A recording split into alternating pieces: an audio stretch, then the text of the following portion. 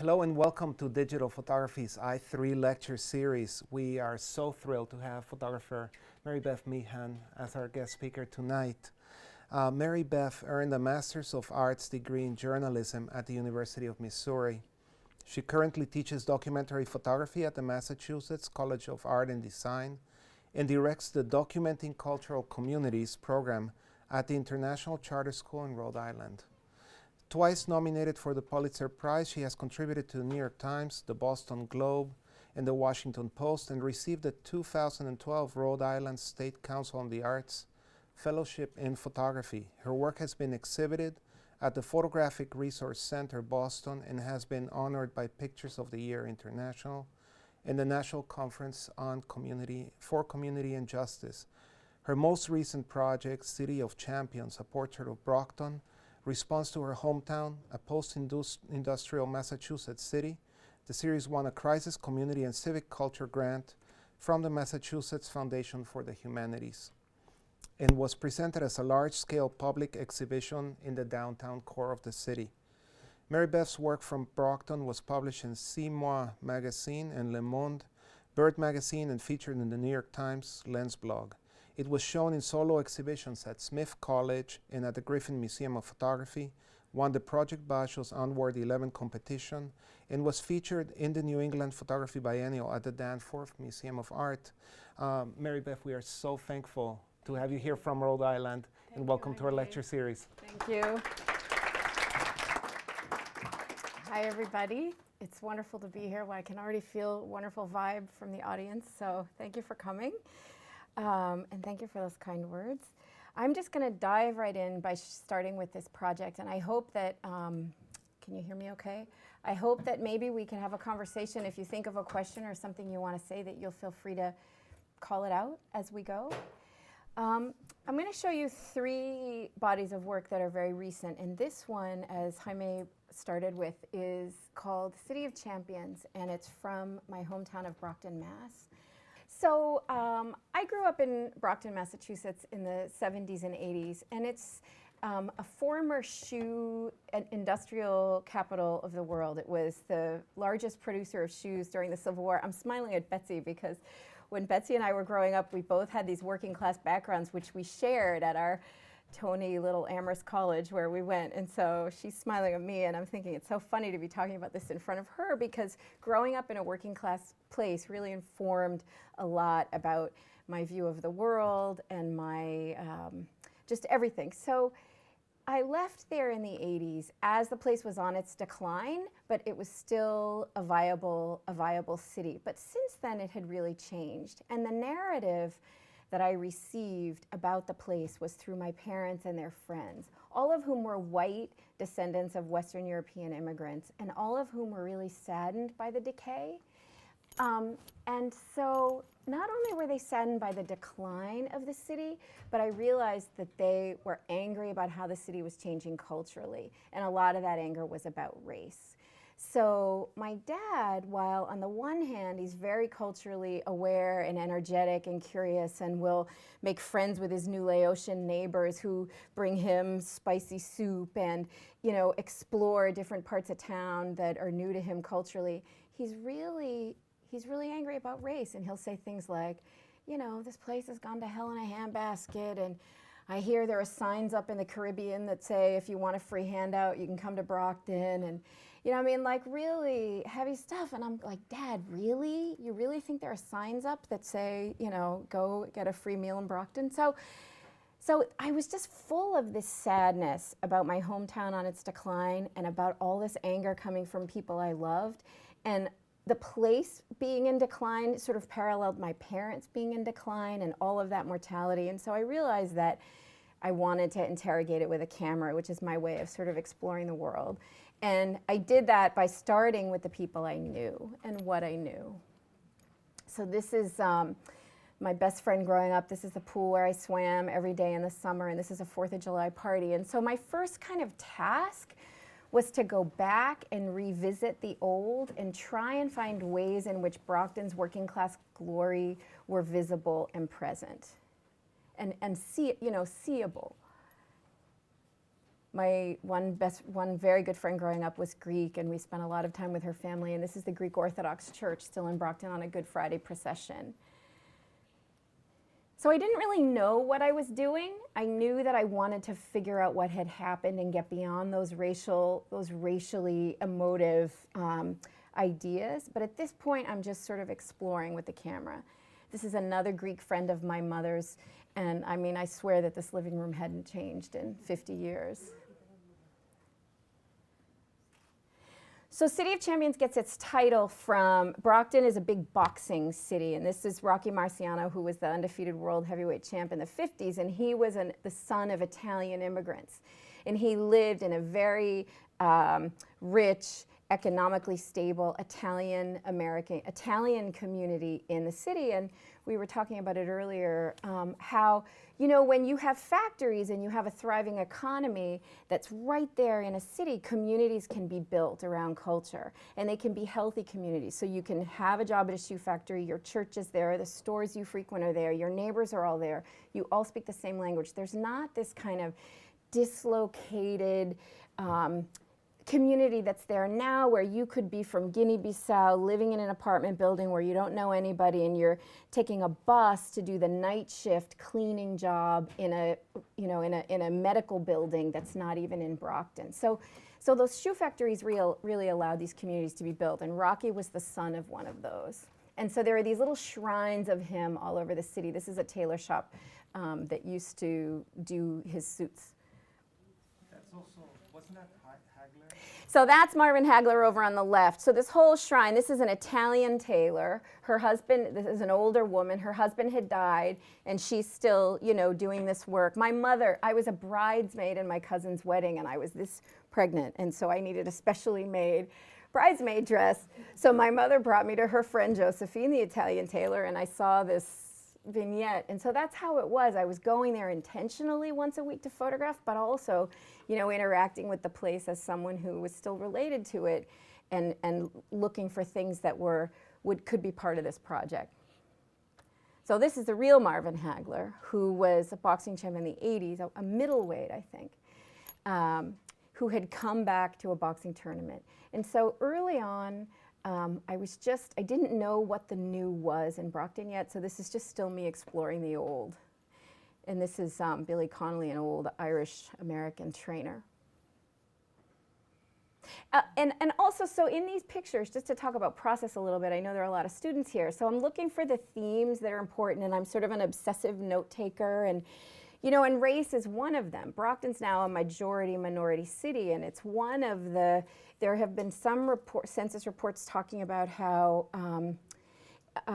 it's the income among people of color in Brockton is possibly higher than that of whites. So even though there's all of this old white control, there's still this misunderstood otherness. Does that make sense? And so pictures like this, where race is ambiguous and present, became important for me to look for. This is the New England Patriots. So there's all of this pomp and circumstance around sports.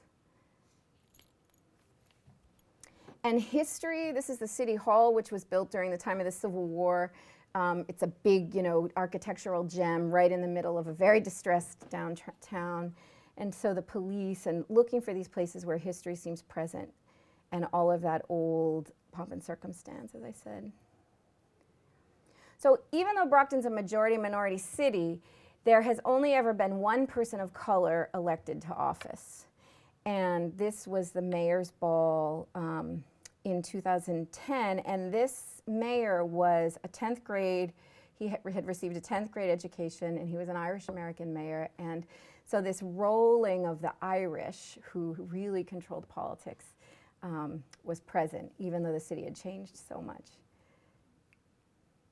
This was when that same mayor was challenged by an incredible candidate, a very progressive candidate who was, he had degrees from BU, I believe, and MIT, and he was interested in urban renewal in all kinds of interesting ways, but he was also African American and openly gay.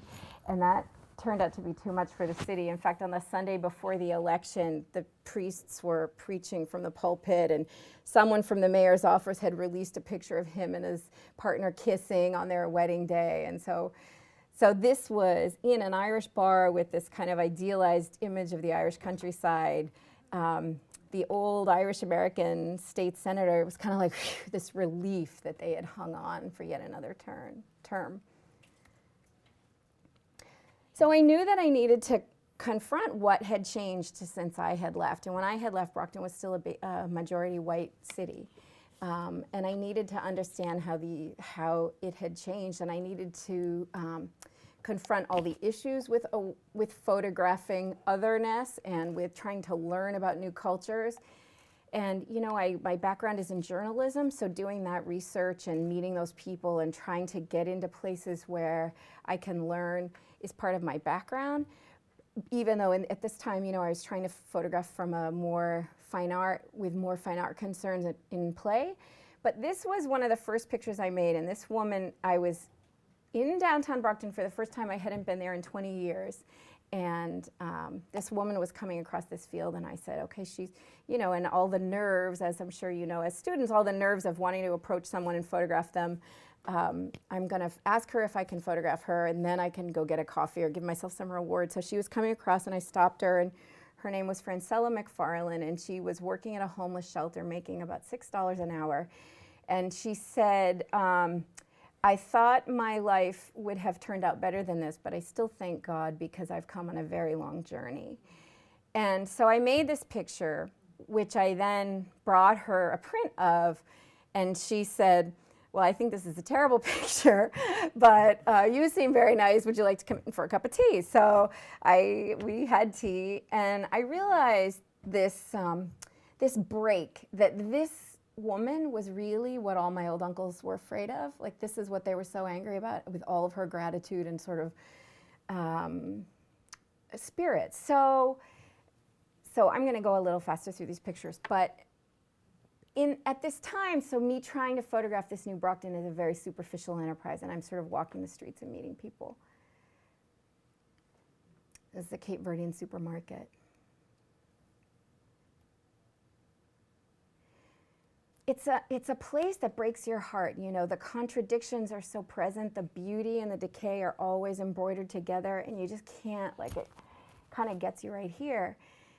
And that beauty underneath is the thing that makes me so angry, because it's so invisible. It's a place, poor cities in the United States are not really seen with all this depth. I had an editor at the Globe tell me, we only go, or a reporter at the Globe say, we only go there if there's corruption or crime. And I think he was being sarcastic, but it's true that our post-industrial cities, our poorer cities, are really identified with dysfunction, which really creates this layer of fog. This is my uncle. So the project, in a way, became about moving out and moving in. This is an old neighbor. They had lived in the neighborhood for generations. The grandfather died, and none of the kids wanted the house. So this was when they were moving out. And my husband works in Boston, and so when we go to Brockton, he takes the train early in the morning. There's a train, and I had taken him to the train station at 6 in the morning, and as I was leaving the platform, this woman came scurrying over with her boots and her her suitcase, speaking Spanish, and she was looking for a taxi. And I didn't know where to find her a taxi, so I said, well, I can give you a lift. She had a address written down, and her name was Marina Robles, and she was from Ecuador, and she was coming to live with her sister. So I brought her to her sister's house and asked if I could make this portrait. And then I went back to try to find her, and they left, and no one in the building knew where they had gone. So it seemed to be about departures and arrivals. This is a homeless encampment. This is the gym, Petronelli gym, where Marvin trained. This is Jose Diaz.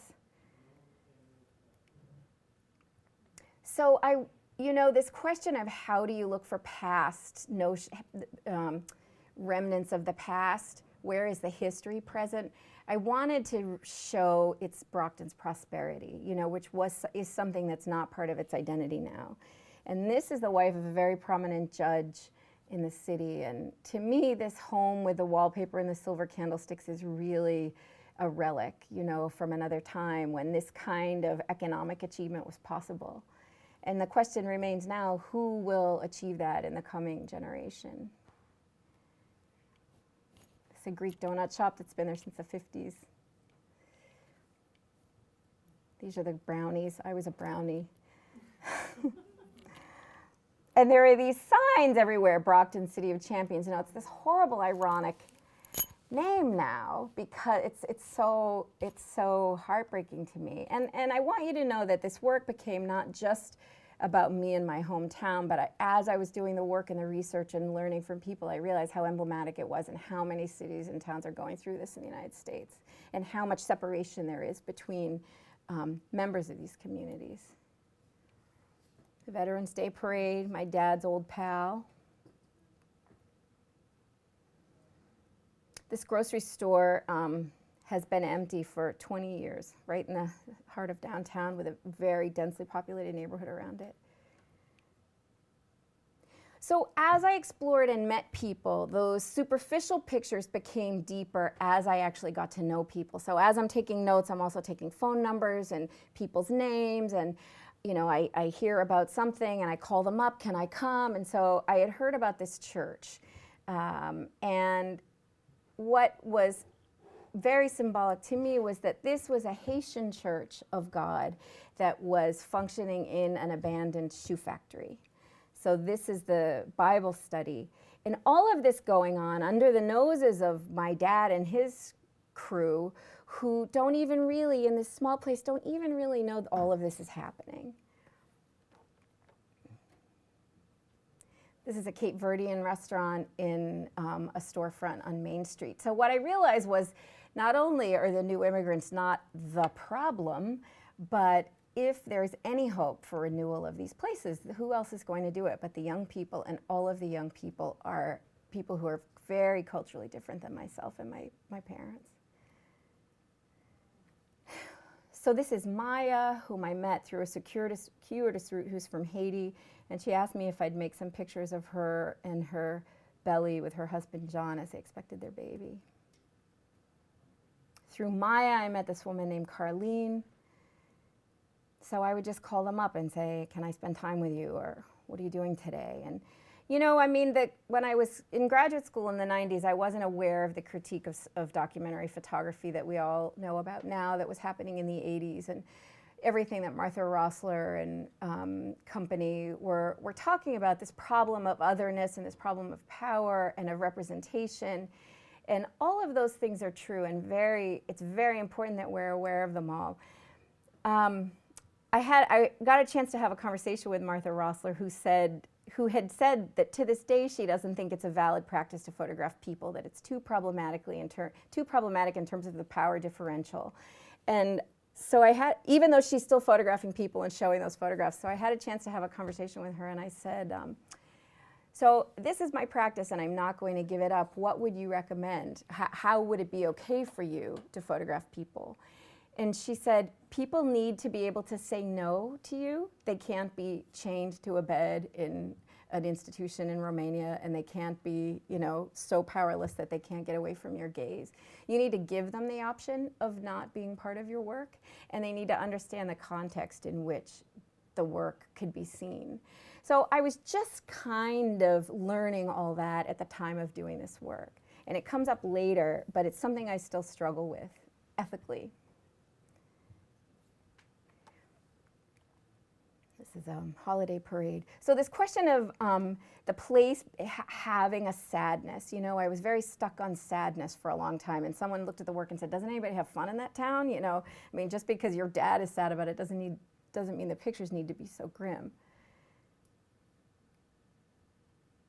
So it took me a while. This is a band from Guinea-Bissau practicing in a basement. The man's name is Domingo on the left. A Sweet 16 party. The drum majorettes. This is Maya after the baby was born. Little John. This is the LeBrun family. This was in the June following the earthquake in Haiti, which happened in January. And relatives had come from Haiti to their granddaughter's graduation from high school. And these are kids who, when they got up to for their graduation, when the principal got up to give the speech, she said, well, we all know what people will think of you when they find out that you were from Brockton, but we all know differently. Which is very similar to what the new mayor said when she gave her inaugural address. So this question of invisibility and of misperception and of people in a community being aware that they need to fight against a perception really drives me. Catholic school. This is John Williams trying to run for the city council. He was defeated. First communion. This is a guy called Turan Andrade, who's of Cape Verdean descent, who is also working out in the Petronelli gym. And I love it that this Cape Verdean kid is now taking the mantle from Rocky and Marvin. I'm half Irish and half Italian, and the big joke in Brockton is that if you're not Greek or Lithuanian, you're half Irish or you're half Irish and Italian. It's kind of like everyone you know. Well, now the word is that the Haitians and the Cape Verdeans are the Irish and Italian of this century. They're the two biggest immigrant groups. This is a closing of an Episcopal church that had been there for over 100 years because of lack of enrollment. And I needed to show the way that crime and the way that poverty and crime work together, and the ways in which people struggle who are living there. And so kids are often caught in violence. And this is the funeral of a young Haitian boy who was killed in an argument over a video game. It's a wedding. Oops, I'm sorry. You saw that picture. So Luigi was born in Haiti, but here she is getting married in Brockton. And this is Luigi's aunt, who, I was always coming up against my own naivete and my own kind of boosterism of the place. I went to bring Luigi a print, and I ran into her mom, and I said, this place isn't as bad as everyone thinks, right? And she said, oh, really? My sister got shot in her doorway at 3 a.m. and wants to move out. So this is a woman who's a nurse, and heard a bang on the door at 3 a.m, and some guys were looking for some kids in a gang who lived in the house next door. They got the wrong house, and they shot her through the doorway, and the bullet entered over her chest, and she had to have this major surgery. So again, these contradictions embroidering a tough landscape.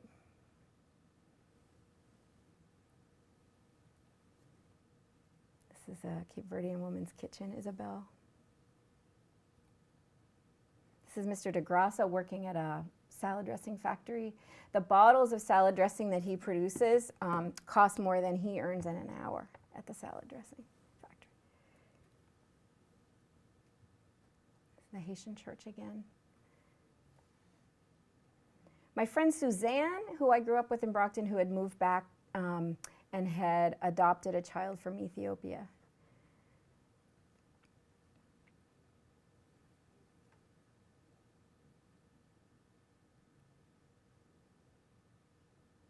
So sometimes I'm looking for themes, and sometimes I'm just trying to respond visually and emotionally to what's happening in front of me.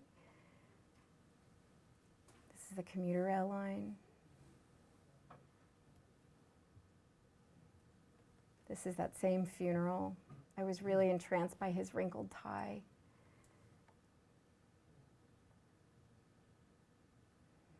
This is a gentleman from Guinea-Bissau, West Africa, who is an undocumented immigrant, and I spent a long time visiting English as a second language classes in order to meet people, and it took a long time before anybody wanted to be photographed by me. So, I went week after week and stayed and smiled and talked to people, and finally I became acquainted with him and went to his home, and I wanted to make a portrait of him, but he was a little bit afraid of being fully identified. So we thought that if we went into his room, I thought, well, what can we cover you with? And so we walked into his bedroom, and there was this fleece American flag on his bed, which, was so incredibly I mean, I don't have to say anything about that. And so he got under there and put, and then, you know, this is how we made that picture. This is Nancy D'Souza, who I saw crossing the street with that very tough kind of exterior that is so symbolic of the place. And yet wondering, how tough is she, and does she want me to talk to her, or is she angry that I'm coming toward her? Does she want to be photographed? So there was that dance throughout the making of this picture. This is my mother. This is Luigi's dad on her wedding day. This is the Brockton High School graduation. Main Street. I hope if there's something you're thinking or wanting to know, you'll ask a question. Yes, ma'am.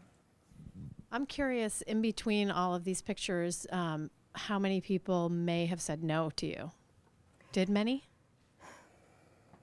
You know, that they didn't feel comfortable being photographed, or they didn't want to participate? I think so, especially when you're in an ESL class and people aren't documented, and so the questions of, you know, of status, residency status, are an issue. But for the most part, you'd be amazed at how people are willing to be photographed. And how people seem so comfortable, and they're not, you know, posing and smiling. How do you do that? I think it's just time, just spending time. I think. Let me think about that some more. I mean, I think in each situation, I mean, she's obviously very aware of me, but there's a kind of comfort level, you know, when you're entering in new places and you have an instinct of where you're welcome and where you're not. And people, someone once said that people accept your project, but they also are accepting or rejecting you, you know. And there was an older woman that I photographed for many years in the North End, an older Italian woman who, forget Martha Rosser, she didn't know where these pictures were going. She had no idea what I was doing, but I followed her around all the time. And someone at the market asked her, what's happening, in Italian, what's happening? Are you famous? What is she doing? And she said, oh, she's just crazy, but it doesn't, I'm happy anyway. So, you know, whatever. I'm sorry that you've seen Carlene before. This is the Lithuanian festival. There's another question for you, Beth. Yes. All the people seem really comfortable in the pictures. How much time do you spend with them? Well, here's what I would do. I had two little kids. I had a baby and a 2.5-year-old. And I was going crazy, and I really wanted to start a project of my own. I had been freelancing, and I really needed to do something that was mine. So I would go to Brockton, feed the baby, leave him with my parents, and spend a whole day. And so I made this up. I think it was, I can't remember, an old-time master photographer who I heard speak, who said, you need to set up one day a week that's inviolable. You don't make dentist appointments, you don't take phone calls, and that's the day that you're working, and that's how you're gonna build your portfolio. So for me, it was Tuesdays. So I would spend all day, or I would spend a few hours, or something would be going on in the weekend, and I would just sit there, and it was always so fascinating to me that I could stay for a really long time, just looking around. Whenever I would get depressed or upset or have a bad worldview, my husband would say, why don't you go to Brockton and, you know, why don't you get out of here, because you always come back happy after photographing. So another thing I'm embarrassed about is that I was in the marching band there, so I'm always partial to photographing the marching band. And these kids just make me cry, you know. I just can't stand it that they're under so much pressure and working against so much already. So I made this picture. And, you know, this picture to me is really about the invisibility of a place like this. And so I realized that more and more with my work, I wanted to address that invisibility. And I didn't want to take I want the pictures to have a place, as Jaime and I were talking about, in the marketplace. I want them to live there. I want them to be honored by the art world, for whatever that means. But I didn't want to take them out and show them separately. I wanted them to be in the place and a part of the place. And I wanted them to be used to address the invisibility not only of the place itself, but also of the people. So I couldn't get people to come to Brockton. I mean, there are people who work at City Hall who drive in, park in the parking garage, scurry up to their office, get back in their car, and go out to the suburbs. And so I wanted to force people into that corridor. So I decided to have a public installation of 12 of the photographs in the Main Street corridor. And, you know, we talked a little bit earlier about how to negotiate that. So you know, I had to get landlords who were willing to let me put the pictures on their buildings. That was a whole set of negotiations. A set of negotiations with the mayor about which pictures would go up. I mean, at that time, I was choosing the pictures, but there was some contested pictures in the bunch. These are the prints being made, the banners. And it was with a grant from the Massachusetts Foundation for the Humanities that I could do this. These are the pictures being installed. And I chose the 12, you know, for example, the picture of the two women with their arms crossed at the funeral of the boy. I really wanted that to be one of the pictures because I felt that it contextualized the picture of the girl in the band. Only if you know the context of what that community can also be do you really appreciate her achievement, I think. And in some ways, I had pictures rejected by community people that I thought was just about race. But there was a guy who operated a tuxedo shop downtown, and he came to me and he said, "You can't put that picture of the funeral up." And you know, some people were saying, "Well, it makes Brockton look bad." Well, I wasn't making Brockton look anything. I could have made it look a lot worse with a different set of photographs. But what he said was, "I'm selling those tuxedos to the families who are burying those kids, and I can't live with that picture on a building." He had a shop downtown. So to me, that felt valid, you know, in my view. To me, that was something that was about something real and something that I wanted to honor. So this is my friend from Guinea-Bissau. This is the pathway to City Hall, and I wanted to kind of question that relationship of him and the American flag and City Hall, and what would American government ever, you know, how would it serve him? What would their relationship ultimately be? So the installation day was really fun and became kind of a community event. This is my mother's old friend who had a building facing City Hall who said, "You can do whatever you want with my building, honey," which was the nicest thing anyone said to me, believe me. You know, and then the cop who's on the detail because the truck is putting the banners up, wants to have his picture taken with the picture of the cops.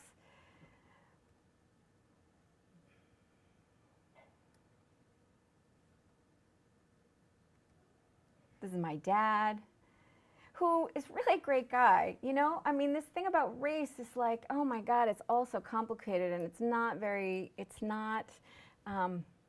simple. Although he did say to me recently, "Don't you think you ought to finish up with this thing in Brockton now? Like, haven't you had enough? You know, have you really accomplished anything?" And I said, "Oh my God, Dad, I can't talk about that."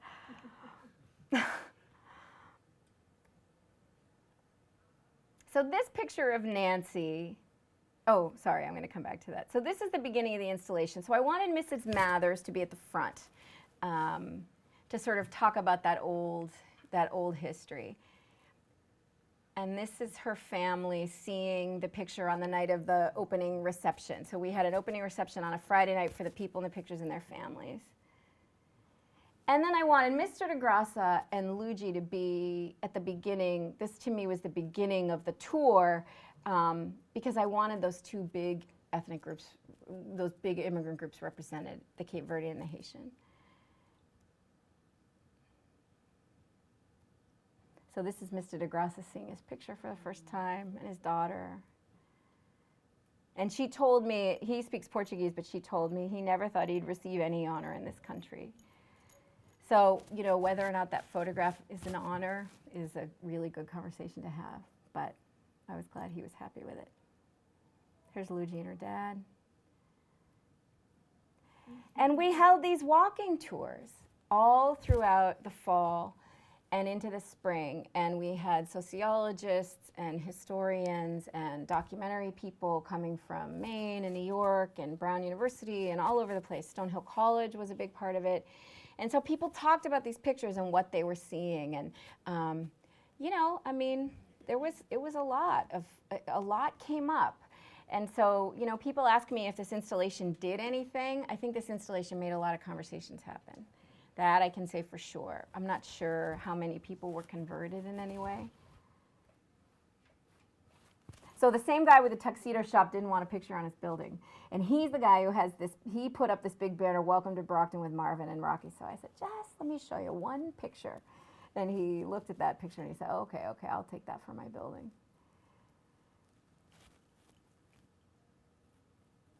So these two pictures were, this is the side of the church, Messiah Baptist Church. There's this picture of Nancy on the left and the picture of the 4th of July party up to the right. And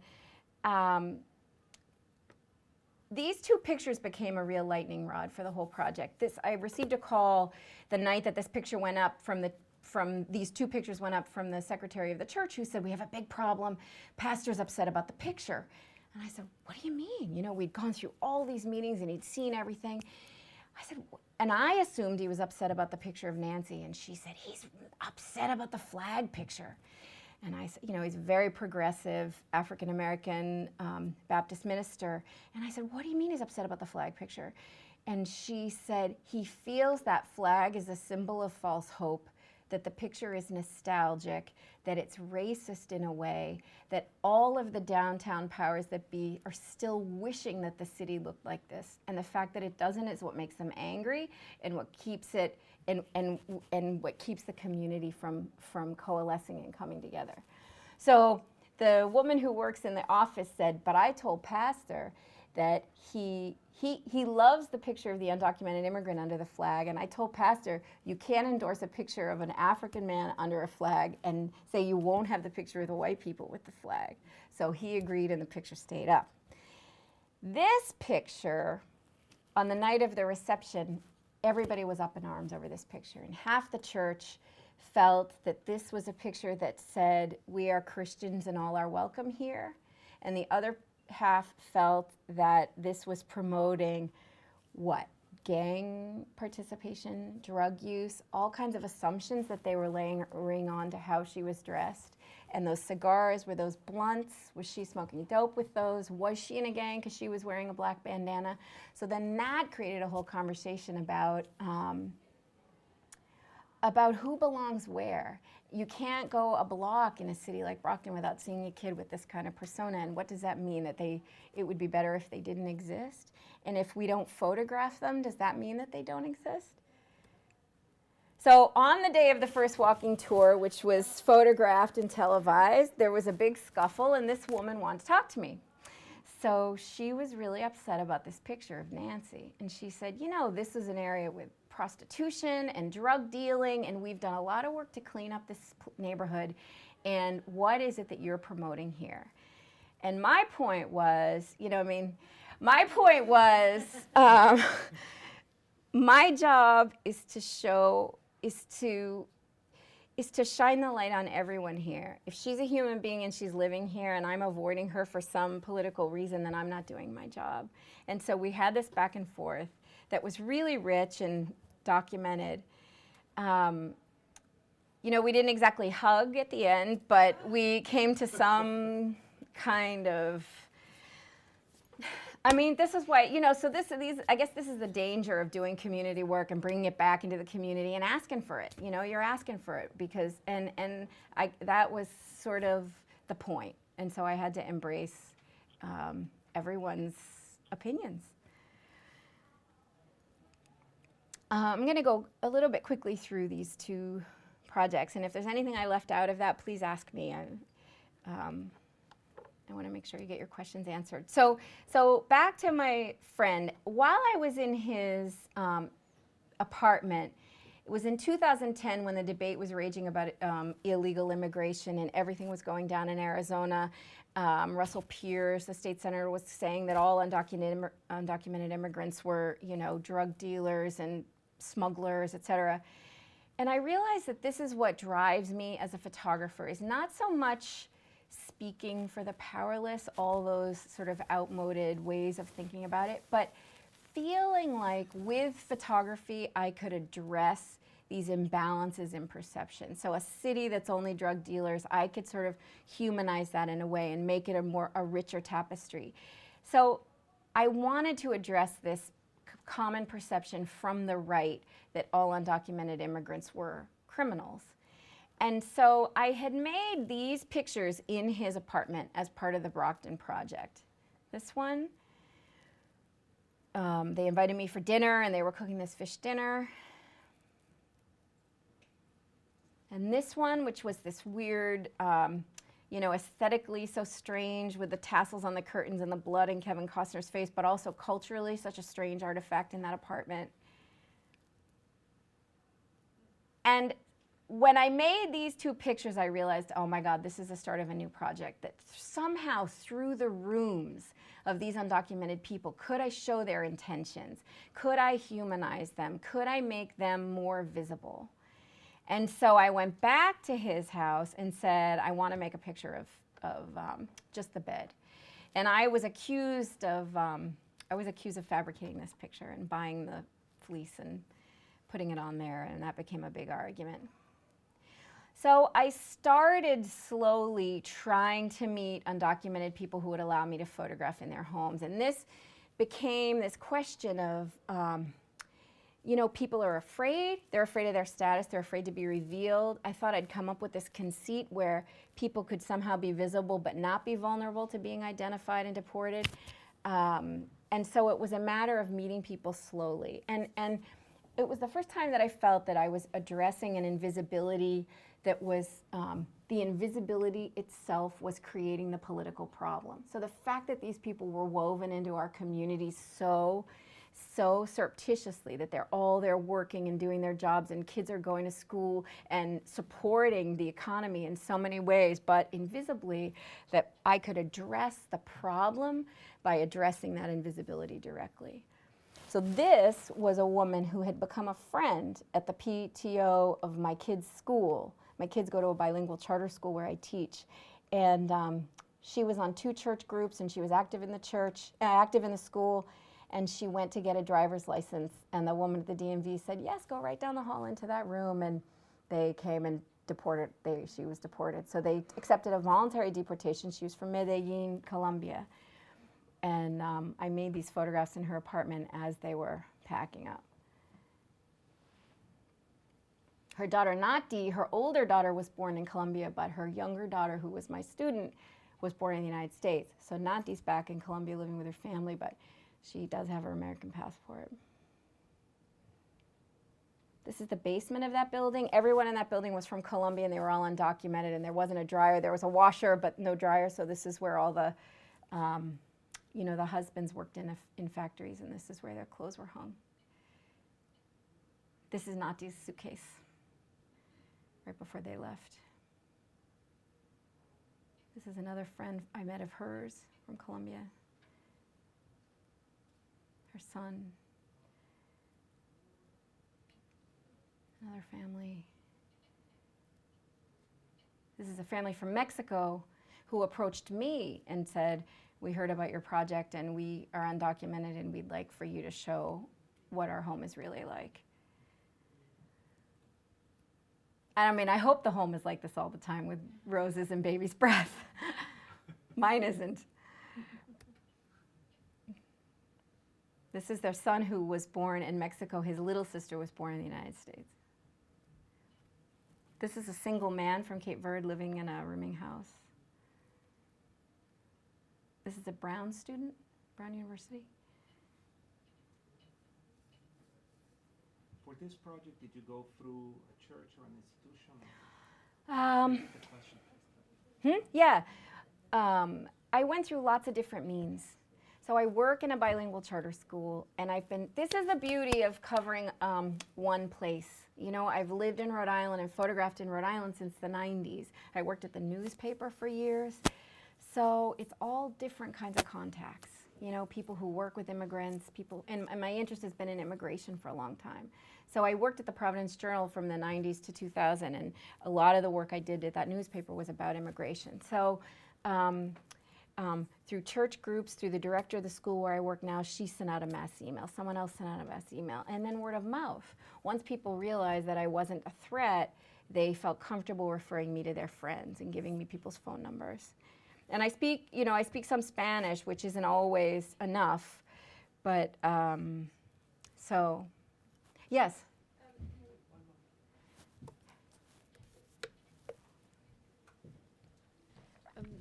These are homes of undocumented families, right? Yes. How could they invest so much in their homes when they know they could be deported any second? That's a great question. And how do they go to school, and how do they go about living normally when they don't have the legal papers to stay in the United States? That's a great question. So legally, if a child is in this country, that child is entitled to be part of the public school system. That was a law that I think was enacted in the 80s as a way of preventing a real underclass. I mean, really, that children, if they're here, are entitled to be educated in the public school system. These are people who are all working in different ways around the system. You know, things have changed since 9/11, and they've changed in the last years about whether you can work with a driver's license or an ITIN number, whether you need a social security number. Some people are using false social security numbers, but that's becoming harder. And all of that changes all the time. But I mean, it's part of that determination to get a job and have enough money to you know, support your family.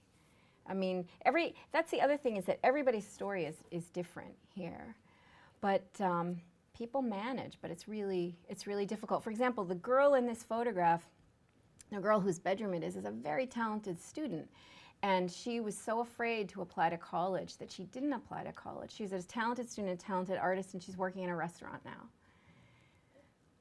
So I hope I answered your question. Yes. Sorry, I had a question earlier about the gentleman from Guinea-Bissau under the flag blanket.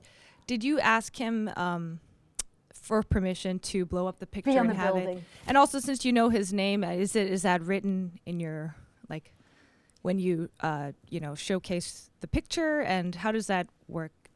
So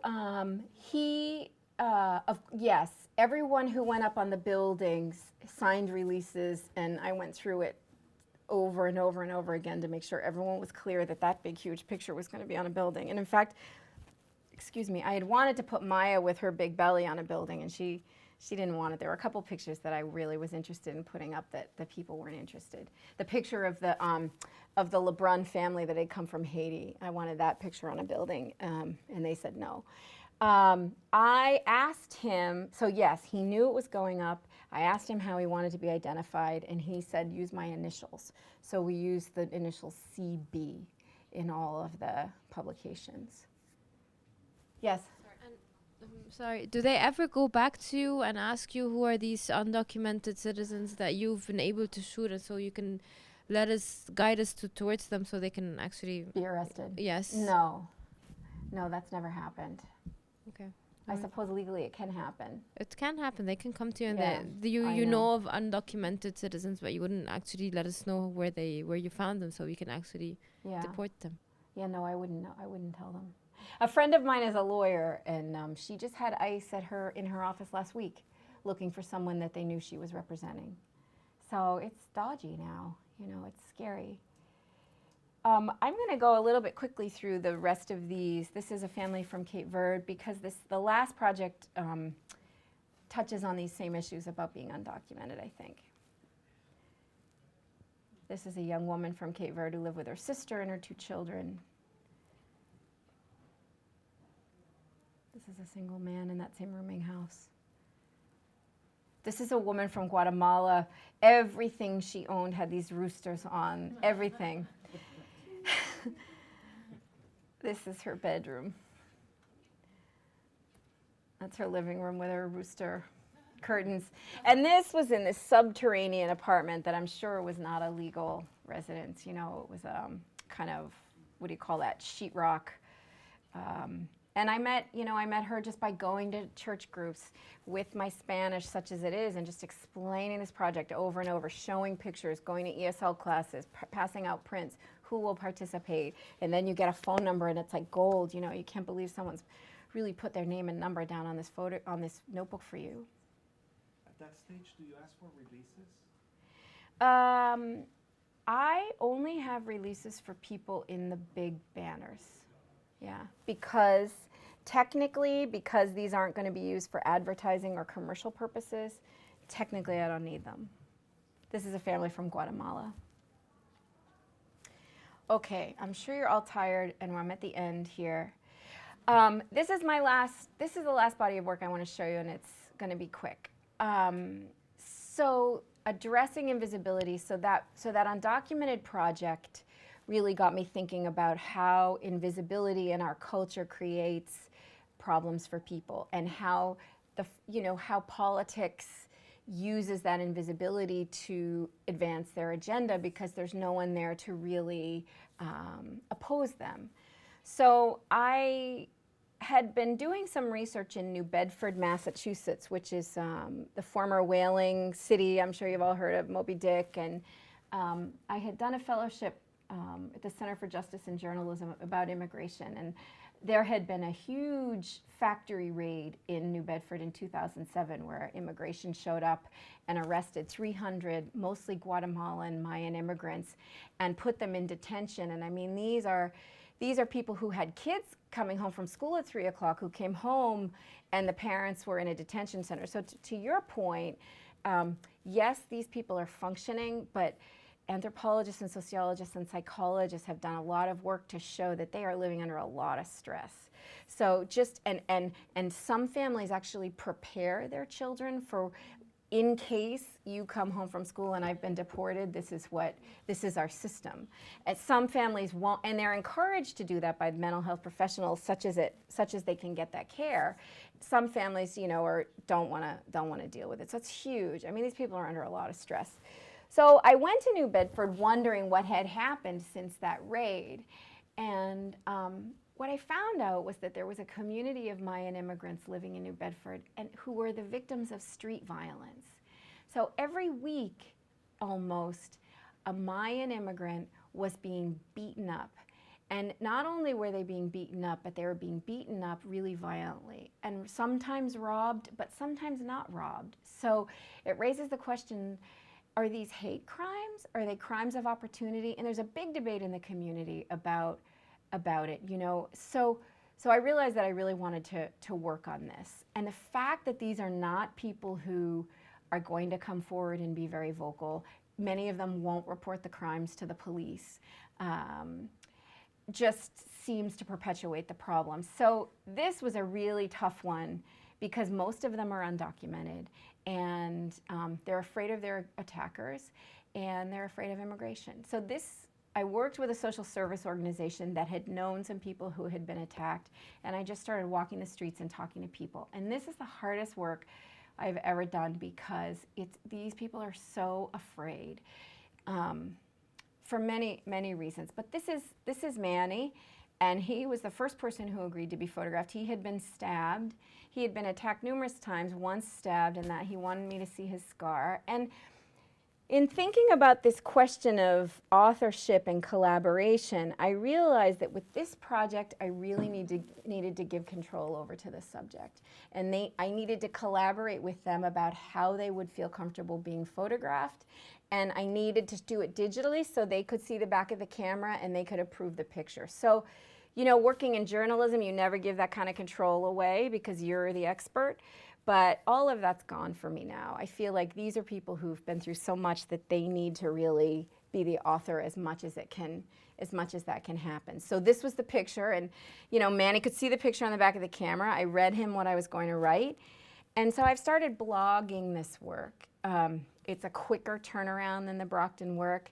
I was encouraged to do it by the people at my fellowship to make a photograph and write the story and move on to the next person as a way of pushing myself through. And so this question of how not to identify people, obviously that's why his head is cut off, because he doesn't have papers. And so I don't this project is very unformed still, and so when I'm in Manny's apartment, I'm trying to make this picture, but his wife wants me out of there. It's not the same kind of access I had in Brockton. I have 5 minutes with people. It's very tense. And I don't know whether formally I can make the same kind of pictures, and does that matter? I mean, is the important thing to show something? So this is in the back of a church. I get up, it's this Mayan church, everyone's coming in. They're all undocumented. They've lived through the Bianco raid. They don't want me there, but the head of the church I met by walking him down the street, talking to people. He said, yes, you can come present to the church. I present to the church, and I say, okay, I'll be in the back for anyone who wants to talk to me in Spanish. And I go sit in the back, and this guy comes and says, okay, I'm going to tell you my story. And so I make this photo, and I show it to him, and he says, he didn't use the word Photoshop, but he said, but anybody could just take that off your blog and lighten it up on the computer and find out who I am. So there's this whole level of awareness and sort of us being complicit with each other that's new for me too. This is a guy who was attacked on this street, and oddly, where this little Guatemalan kind of shrine is of the Virgen de Guadalupe and the Guatemalan flag and the blue and white flowers. And this is Jose. So sometimes people said, it's okay, you can show my face, and his cheekbone had been broken in an attack. So these are very violent crimes that are happening. And this is a man named Santos who, these projects are always these learning experiences. Guatemala, the Mayan community in New Bedford, they are all living with the physical and the emotional scars of the war in Guatemala in the 80s. When the president, Efren Rios Montt, really committed an act of genocide against the Mayan people. And as Santos was telling me about his father escaping, taking them as children and escaping, and the village burning, and just the horrors that these people have been through, I realized that they exist on this planet in this state of never achieving any peace. So Santos says he never feels safe anywhere, only if he's at home and in church. So what he lived through in the war and what he's lived through being beaten up in New Bedford has really scarred him. And this was a moment in the photographing when he was telling me about his father, and all this emotion kind of came up. And so I had spent a Sunday with them and made these photographs. This is his wife, Rosa. So I didn't realize the war was so present for these people. And again, that other layer of invisibility of us not really understanding what's going on in people's minds and what people are carrying around with them. This is in their bedroom. I don't think this is a great picture, but I think it has that sense of him being comfortable there in church with his son. Out their window. Rosa making tortillas on a Sunday. And she too wants to talk about her gratitude and how she's safe and they have enough money for their daily bread, and she wants to talk about how she's grateful for that. I'm the one bringing up the war and the attacks.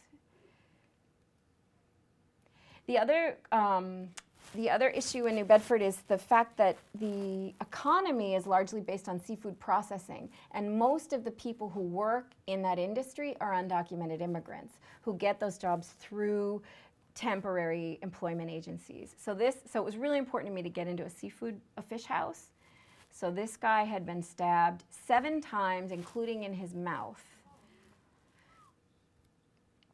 And I was able to, so obviously he didn't want to be identified, but he wanted to be photographed, and his boss allowed me into the fish house. But all the other workers were undocumented, so they didn't want to be seen. And this is him back at his home. This is a gentleman who wasn't robbed. He was knocked off his bicycle and stabbed so severely that by the time the cops got there, the whole sidewalk was covered in blood and his clothes were soaked with blood. And now he can't work. He doesn't know what he's going to do. He's only here to work, to send money home to his family. And now without that opportunity, he's sort of stuck. He doesn't have money and he doesn't have a passport. Well, he has a Guatemalan passport. This is his wife and daughter and grandson who has a problem with, who has a deformity of his leg, and he was waiting for an operation that his grandfather was sending the money for, but now he can't have the operation. I mean, it's grim, and I don't usually, I think there's a problem with dwelling on the grim, but this project feels important to me. This man was knocked in the back of the head with a pistol and then on a second occasion tasered. He and his 15-year-old son were both tasered in the street. Well, so this is the question. I've had interviews with the police chief. They've had and the police just say, well, they're going to bars at night and getting drunk and walking around with all their cash. What do you expect? And I'm saying these people are getting knocked off bicycles at noon. They're crimes of opportunity, I think, but the Mayans are very physically distinguishable. Everyone knows they work really hard. They carry cash because many of them don't have bank accounts. They cash their check. They go to the money changing place. They pay their cell phone bill. They pay utilities bill. They wire money home, and they go home. That's the cycle. And so there's this whole sort of group of, anecdotally, it's young kids who are doing this. And there's a real problem in the community about how to stop it. This guy, his apartment was broken into twice, and at one point he was there and he was attacked. He was attacked twice on the street. The first time he was attacked, it was 12-year-old boys. He thought that they were Puerto Rican, and they said to him, "Is your name Kevin?" And they beat him up. So they're like kids. They're just like punky kids who are, it's almost like it's sport, So there have been lots of meetings with the mayor and the police chief. The Boston Globe is supposed to run this in a couple weeks, which I'm really happy about because it's just this invisible problem. And this is the last picture. This is a woman who we agree. So I'm allowing people to change their name. I'm letting people choose what name they want me to say. Sometimes, like Santos wanted to use his real name. Manny said, let's say Manny. This woman we're calling Marta. So there's this very interesting thing culturally about the Mayan people where sometimes they don't ever want to say no to you. But they don't really say yes either. But as an American, you think yes means yes and no means no. So I kept asking her if I could photograph her, and she kept saying yes. And I would show up, and she wouldn't answer the door. She wouldn't be there. To the point where she was held up at knife point at 3 in the morning. She leaves to go to the fish house very early in the morning. She takes her son to the babysitter, sometimes 3 o'clock, 4 o'clock, 5 o'clock in the morning. And one morning she came down the stairs and there was a guy waiting for her and he held her up at knife point. She was attacked a second time by him. So I showed up at her apartment at 5 in the morning because I said, okay, I could photograph you getting him ready or you coming down the stairs, or I could make a picture in your daily life. Okay, so I went back and back and back, and she never, oh, I forgot to call you. And it was always, and then I would see her again and I would be so encouraged because she would say, oh yeah, we're gonna do it next week. So I went back and I knocked on the apartment door, and her little boy opened the door, and she said, don't open, you don't know who it is, but it's the lady, it's La Señora. So she came, oh, hi, I'm so sorry, I forgot to call you. So I said, Marta, can we make this picture? I think it's really important that it's not just men who are being attacked. You're a woman with a child. I think it's really important to the story. And, I'm struggling a little bit inside. Okay, it's important to the story. I have a lot of testimonies for victims. Is this about me and my career? Is this about me and my portfolio? Do I want to have a woman for myself? So she says, okay. So I say, can we make a portrait of you that doesn't show who you are? I can show you on my camera. Okay. So I say, so we go into her bedroom, and she's got this big red bedspread, and so I set up this picture, this sort of piétage picture, and and I'm trying to make this picture of her and him, and All this time she's telling me I'm always afraid. I'm afraid at work that I'm going to get arrested. I'm afraid I'm going to get deported. I'm afraid somebody's going to kill me and Kevin's going to be alone. I'm afraid I'm going to come into my apartment, someone's going to be here waiting for me. And so I downloaded those pictures and I showed them to her on my laptop, and she said, okay, I feel comfortable with this. And then at the last minute she says, but it's not going in the newspaper, right? And I say, oh my God, I had just talked to the Globe that morning. And I said, yes, Marta, it's going in the newspaper. And she almost seized up and started trembling. She was so afraid. And I thought, oh my God, I'm inflicting more pain on this woman with this project. So I said, okay, let's everybody calm down. And in my head, I'm going, God, I'm really mad I can't use this picture, so all that conflict. And so she said, I don't want the men in this town to see my bed. And so I said, is there any way we can do this picture? And so I said, okay, how about just you and Kevin? And he was wearing this really ugly sweater. And so I said, how about if we take his sweater off and you? And she said, oh, you want to undress Kevin? And she sort of seized up again. I thought, oh my God, this is horrible.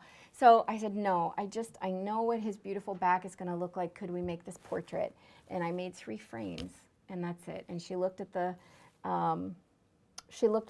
and she agreed that I could use them. And I hope it gets published, and I hope, it doesn't cause her further anguish. But I guess I just want to end here. Instead of it ending in a place of clarity, I'm ending in a place of confusion, because it's confusing, and any clarity you could lend me would be appreciated. So thank you for listening. I don't know if anyone has questions. I wonder with any of these projects how you know when you're done.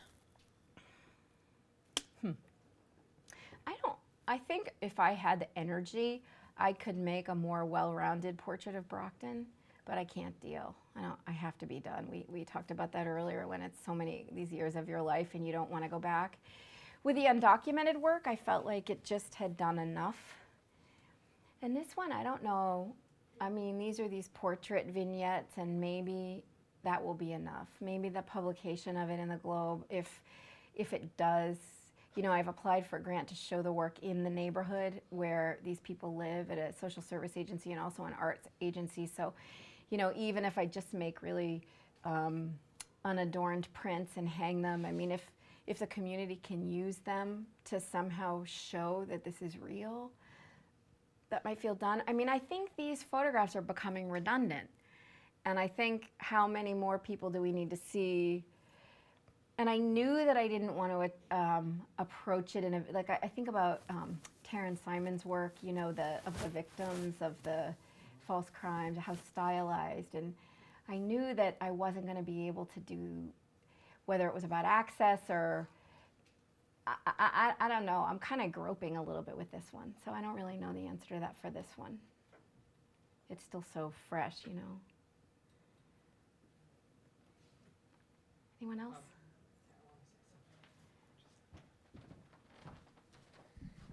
So before the question, I also want to encourage our students to visit the blog Scene on Scene on Tumblr. The testimonies are amazing. I think that's one of the reasons why I would say, yes, you need to photograph more people, because it's not just the portrait, it's the testimony. The testimonies. And those testimonies are really unique. And you can write. I mean, you're very eloquent. And so perhaps in this particular project, the photograph is secondary or just a catalyst. I also don't see, when or why it should end. That I have no answer for that parameter. Yeah. But at this point, my feeling is, if these crimes are happening, and they touch me very personally because I'm Guatemalan, so I've been following your dispatches on Tumblr, and I think it's a very valuable body of work. Thank you. I've been able to interview the police chief and put a long Q&A there, and interview social service people, and I think it's really, it's a fascinating little microcosm, I think, about how race works and all of the issues about immigration, and how a community doesn't really know how to deal I mean, there's this whole influx of immigrants. They're essential to the economy of the place, and yet the public services can't really support them. They can't keep them safe. It's really an unbelievable view into how a community can be broken in such an essential way and so invisibly. When the woman that I become very fond of, who's the social service person that I've been working with, her name is Corinne Williams. She said that when the national and international media were in New Bedford because of the Bianco raid, she kept saying, but look, there's this other problem I want to tell you about. And she had people come in and show their scars. One guy lost an eye. I mean, it goes on. And she couldn't get anybody really interested. So it was just sort of by kismet that I was able to intersect with her and start working on it. So, I feel grateful for that. Anyone else? Yes. How long did it took your first project in total, City of Champions? Let's see. My son was born in 2005. So maybe 2006, maybe I started photographing a little bit, 2007, 2008.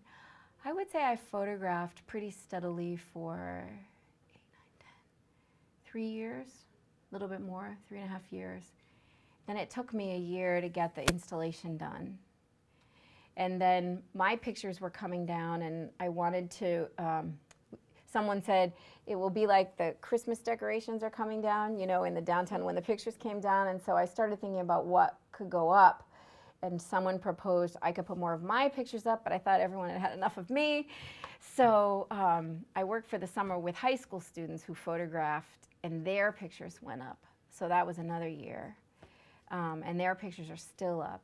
And there was some talk in the city about making that summer photography project an annual thing. But of course, there's problems with funding and staffing and capacity, et cetera. So right now the banners are still up, but we don't know what's happening next. So, 7, 8, 9, 10, 11, 12, on and off for 5 or 6 years. And then for this project, for example, how do you approach, for example, the police to talk with them, to interview them? What is your approach to them? Well, it's very interesting because, I'm not, I had this very old school training as a journalist, as a representative of a newspaper, but now I'm just an independent journalist. And as you know, the newspaper industry the journalism industry has collapsed. The internet has kind of taken over. Anybody is a journalist, anybody's a publisher. So I've got this blog, I'm a publisher, I don't need, so it's all very confusing to me. And I sometimes don't know what to say. So I say, I'm an independent journalist working on this project, and would you talk to me? And I'm publishing this blog. And because it's a blog, and because I don't have an editor, and because it's limitless, I could publish a very extensive interview with the police chief, which was illuminating. I like him. It's complicated. It's like watching The Wire, who are the good guys and who are the bad guys? It's very complex. And so I have the time and the space to really engage the issues. It'll be interesting to see what happens when the newspaper, because now we're talking about constraints and editorial decisions, and I hope that the context remains true to my intentions once it gets published. So, thank you. You're sleepy. Yes, question? Because you're a writer, a photographer, an educator, can you work with those high school students and apply for a grant? Do you mean program? For the program? You mean in Brockton? Right. Yeah, and so the city, so after my pictures went up, after the kids' pictures went up, the city came to me. So after my pictures went up, the redevelopment authority put money in for the kids' pictures because they realized that people were coming downtown to look at this installation, and they were stopping for coffee, and that there was an economic incentive to having art and bringing people. So we had a meeting with the local college about how to keep how to keep this going. What I would like to see happen is, I don't live in Brockton, I live in Providence, and I kind of have to, I would like to see that project be independent of me, and I would like to help them get it up and running, and then maybe I've talked to some people about different photographers coming in as visiting artists to teach it every summer, so it's not just me and my voice year after year after year. But I'm in a funny situation where I have to not be the only person keeping it afloat. I need the city to kind of pony up. And so I don't want to abandon it, but I also, you know what I mean? You need to see that something has a momentum of its own, or else you're kind of, chained to it. So I'm kind of waiting for them to pony up and make it happen. All right. Well, thank you Yes, so much. thank you very much. Sorry about the mishap. Thank you.